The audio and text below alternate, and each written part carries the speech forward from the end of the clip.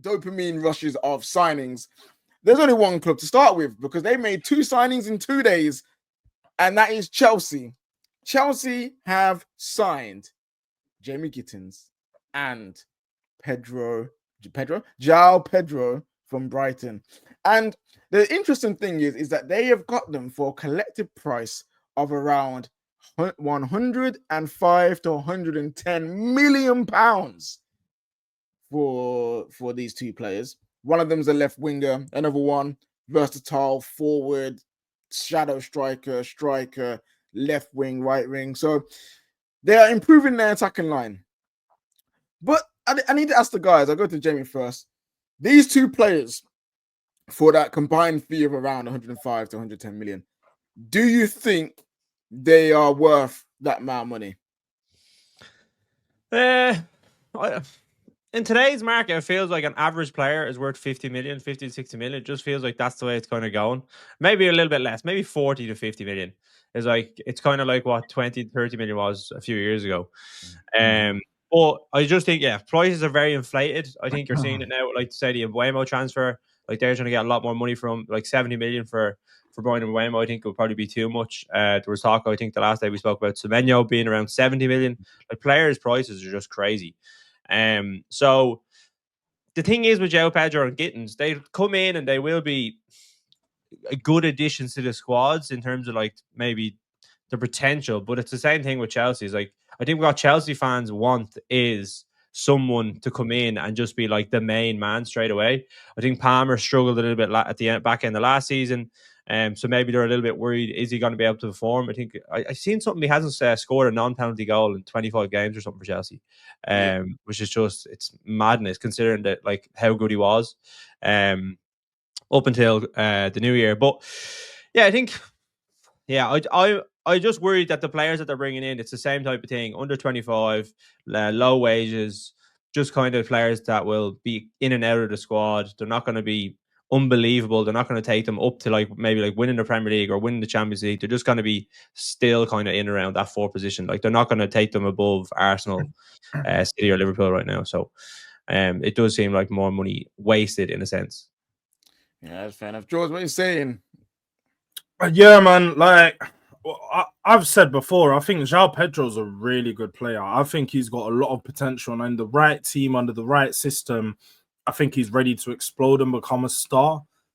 I always fail to think that Chelsea's the right team and the right system due to the amount of acquisitions that they make. I feel like you never really get the chance as a player to prove yourself as being the one for that club and get that opportunity in the team, because like we're seeing now, the way that I look at these deals are these are replacements for players like you've obviously got the Sancho replacement in Bino Gittens, and then the Joao Pedro's replacing a Felix or in Nkunku.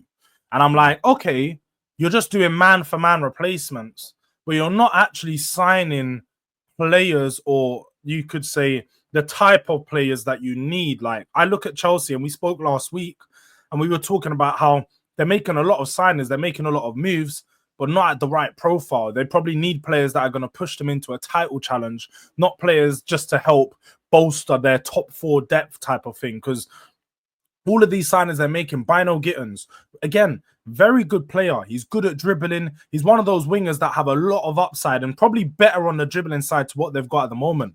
But when you talk about in front of goal, he's not that great. He's not a player that's going to come into the Premier League, score 10 goals, get 5 assists. Because I'm looking at £100 million spent, and I'm thinking, surely this is 30 GA at least in the Premier League. And I'm not talking about just you sign players for GA. That's not what I'm trying to say. But I mean, you're signing 2 attackers. You'd expect them to bring you at least 30 goals and assists together in the Premier League because you're spending 100 million on it. I can't see that coming from either of these 2 players. Bino Gittens, when I've looked at his past couple of seasons and looked at him as a Dortmund player, it's like in the Premier League, he'd be lucky to get 10 goals. Very lucky to get 10 goals if he has a good season. Joao Pedro, on the other hand, he's a player that can contribute, and I think he's ready to contribute for Chelsea. But again, at the same time, how much better is he than Nico Jackson in the middle? Not really too sure if he's that much better. He's competition for Nico Jackson in the 9. But then again, out on the left, is he better than everyone they've got on the left? No, He's competition for players that they've got on the left. So neither of these players necessarily improved their starting 11. And that's where the problem lies. If you're spending £105 million on two players in similar positions and neither of them are guaranteed starters, you're looking around and you're like, what type of business are we doing? Are we approaching it right? So I feel like Chelsea should have went and took that £100 million to try and go test someone's resolve for how much they actually want to keep their players. Because everyone, I put a tweet out yesterday saying this exact same thing, and all the Chelsea fans coming to my defense saying, "Oh, what players can we sign for 100 million?" I mean, a lot of players you can sign for 100 million. You just need to throw that 100 million at a club to see how much they want. You could go to Bayern Munich and you might say Elise is not a £100 million player, but talent-wise, he's better than Pedro. He's better than Bino Gittens. You throw that money out there at them. You test their resolve. Same for PSG, for Doué, for all these types of big wingers that you're looking at that are at teams that you think, oh, they're not going to move. You throw £100 million, they just might move. So the problem right now is you're looking at a market where a lot of people are afraid to sign the bigger stars. So they're signing a lot of these young and upcoming players. And Chelsea have done this for many years and it's not worked out. So when I look at these signings, both individually good players, but as a signings to improve their team, I'm looking at this and saying it's underwhelming. Now, I hear what you're saying. Everyone, people, just want to say welcome again to the show. Everyone who has joined over from the United Stand, thank you so much for coming over. And Terry will be back. Terry will be here on the show. He's just currently caught up. He will be here ASAP. We decided to start without him, just to let you guys know. So don't worry. Keep talking. Keep chatting in the chat. Keep watching. Keep listening. Terry will be here soon. But yeah, continue on with Chelsea. Yeah, okay. So I understand what Chelsea are doing. They see the gaps. You got Mudryk, obviously, potentially about to get banned. He's been officially charged. And even if he don't get banned, I don't see Chelsea keeping him anymore anyway. So he's going to get gone. He's gone. Sancho's left. They couldn't agree terms, so he's gone. Like you said, you got Nkunku, Joao Felix, two players that have not worked out at Chelsea at all in the forward line. And they're looking to get sold. So I understand them trying to replenish that forward line in certain areas. But then when you think they've got Esteval coming in, they've got Kenda coming in a year, who's also another winger. You've just signed Gittens for the left-hand side. You've just signed Delap as a striker. You've got Noni Madueke. You've got Pedro Neto. You got Cole Palmer. Where is all of this fitting in?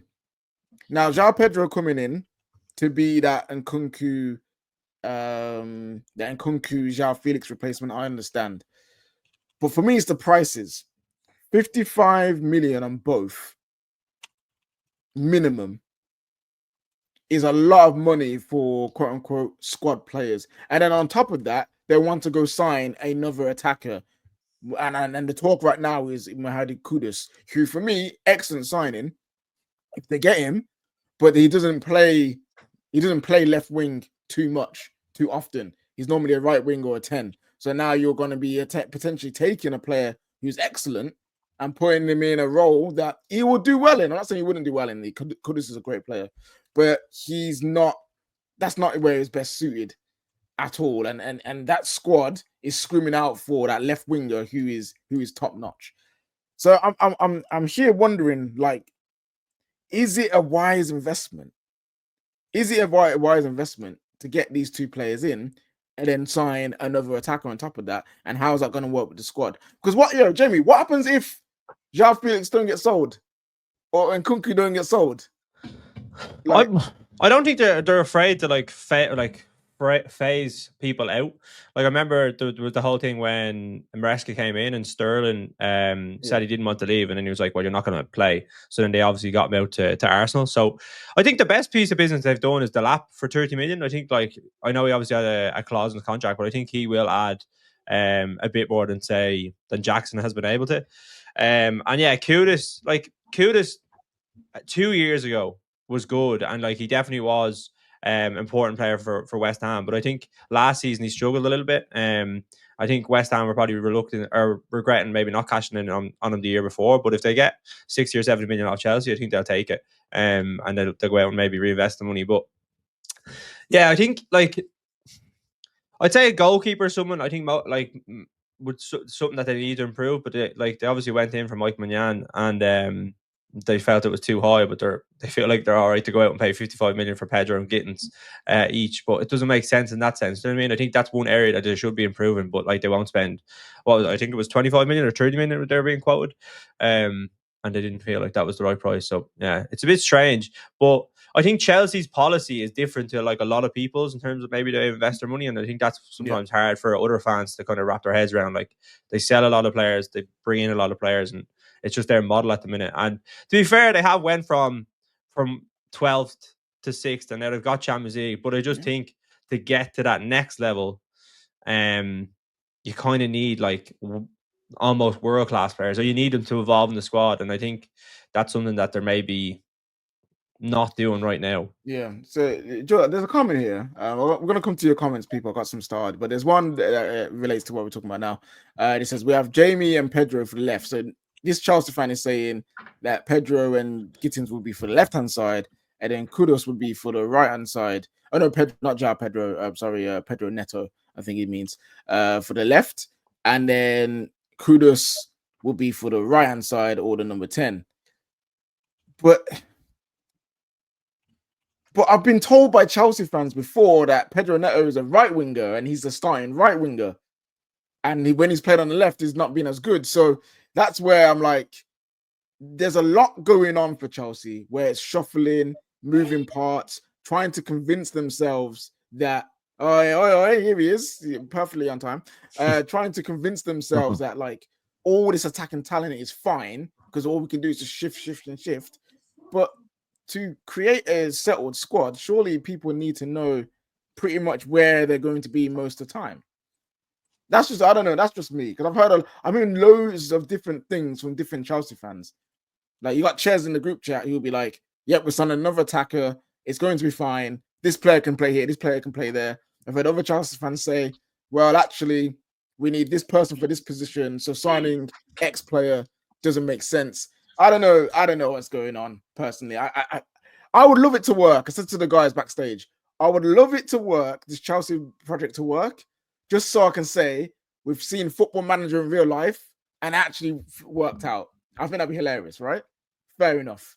But right now, they need to manage the squad.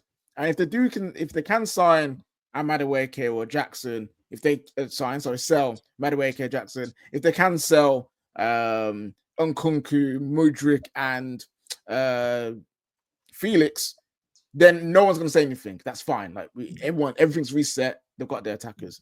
But right now, we don't know how that's going to go. So that's where I think people are confused. But right, even people, with just quickly, even with that, like you said, there, even if they sell those attackers, they're just replacing players that haven't even contributed for them already. So yes, they're getting players that now can contribute, but at what level? Because how much of an improvement is Joao Pedro? Like I actually really rate Joao Pedro, by the way, but how much of an improvement is he on Nkunku? I don't think it's a major improvement when you talk about their actual gameplay and how they play and what they're doing on the pitch. I don't think there's a major improvement.